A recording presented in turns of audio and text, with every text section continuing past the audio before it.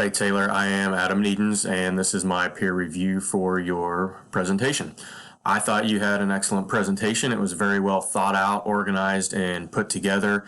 How you went from beginning to end through the presentation, I thought was really well. I could tell that you went through the resources and took your time looking through some of that information, as there was some information in your presentation that I hadn't even seen, so that probably tells you that I didn't read and look through everything as well as I should have. You had a part in there about the assessment enhancing the activity, not just testing to see their knowledge on that. And I think that is key. Can those students take their information that they know and actually build upon that? I think you had a great point with that.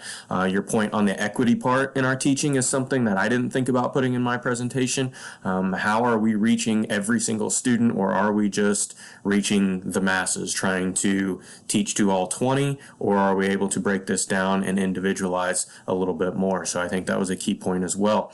Your class size was something that I've thought about personally, but I didn't add it in my presentation. I think that is a key point, especially when you start getting over 20 students in a classroom with only one educator in there. It becomes hard to make those personal connections on a day-to-day basis. And like you said, you end up lecturing more than actually teaching, building relationships, and spending time with those kids.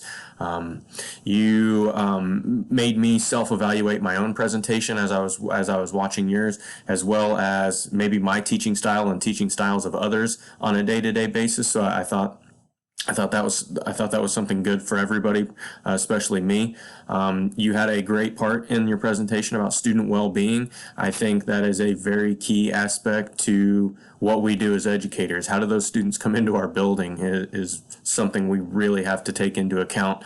And I'm excited to see where we can take our cultural information from your presentation and extend on that and add on that to become better educators. So thank you for your time, and you had an awesome presentation.